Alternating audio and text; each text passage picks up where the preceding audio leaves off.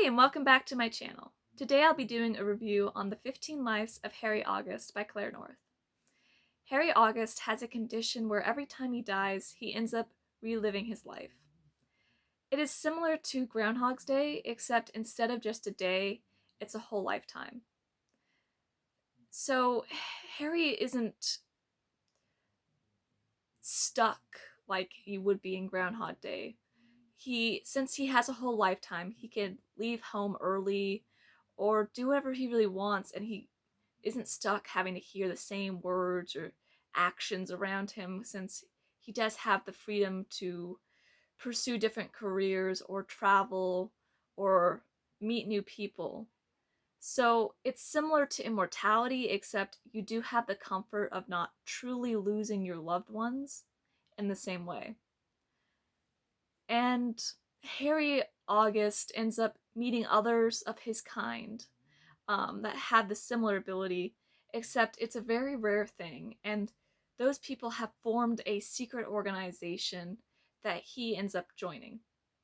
And he ends up getting a message on his deathbed from a child who had received a similar message and is sending him this message so that he could send it back, because that's the way the organization communicates between the different timelines. And the message is the world is ending and it's coming sooner and sooner every time. So when Harry dies, he ends up communicating this message, and he takes it upon himself to figure out what is happening and how to stop it. It's a very intense book. At first, I didn't think it would be. The first few chapters, it was pretty slow, and in some ways, it was confusing because the author would flip through the different lives in a non-chronological order. But I eventually ended up being able to see where um, it ended up getting more linear as time went on, and I was able to figure out where the pieces in the beginning fit in the overall storyline. Um, I really did love this book. Actually, it's probably my favorite I've read this year so far, because I'm a sucker for time travel and reincarnation, and this book is while it isn't that, it's so similar to that it was great. Um, Especially like the relationship between the characters was so interesting. Harry August was mostly meeting new people and on his own, but he did seem to develop relationships with people similar to him, with the same abilities. And those relationships were so interesting. And I really liked it. And I loved the ideas the author introduced with um, the whole lifetime loops and how the different timelines communicated. I thought that was super cool. And I did like the idea that you could have the advantages of being immortal, but still, not lose your loved ones. I thought that was so cool.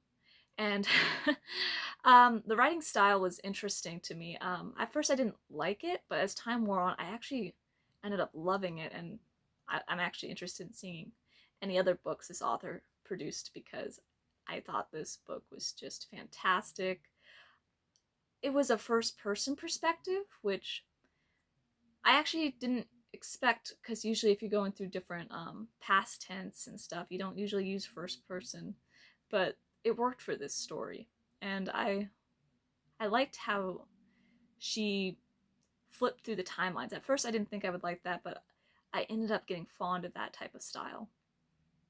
And what I really liked is there was this particular relationship between two of the characters that was so intriguing.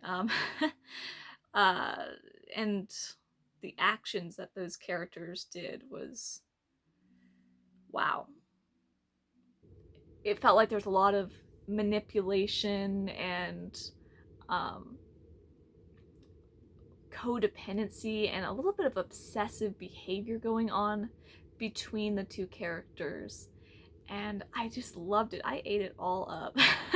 If I'm being honest, it was very intriguing to me, and it's something I didn't know I wanted till I read it.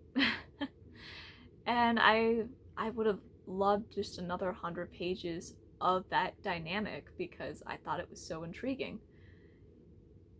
And yeah, those two characters are probably just my favorites now, just because of that relationship made them my favorite, if I'm being honest.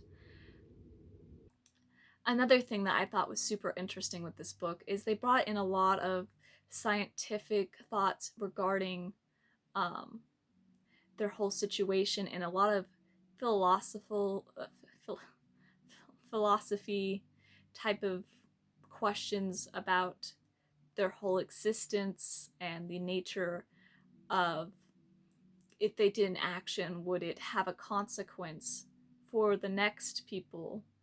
And they actually had a theory which I thought was interesting, that each lifetime was actually a different dimension, and that technically anything they did would have an effect on this timeline. They just happened to die and go into another dimension timeline.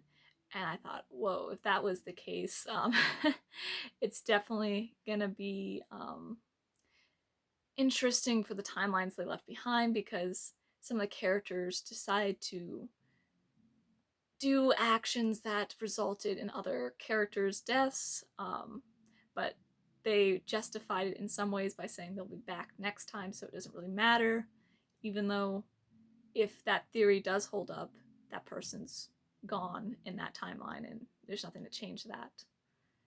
And it got up the whole other idea that if you kill someone that wouldn't typically die by you, um, all their future kids and any action that they did to build up the world is suddenly gone, changing the timeline in so many ways. So it was very paradox like talk, and I thought that was interesting. This is a book I would definitely recommend to people that love, um, even though it's not technically time travel, and anyone that likes the idea of reincarnation in a way. I would definitely recommend this to anyone that likes that type of a thing. It's a book that I would definitely reread. It's probably now on my favorites, to be honest. And I really enjoyed this. So that's about it. Thank you for watching, and I hope you enjoyed my review.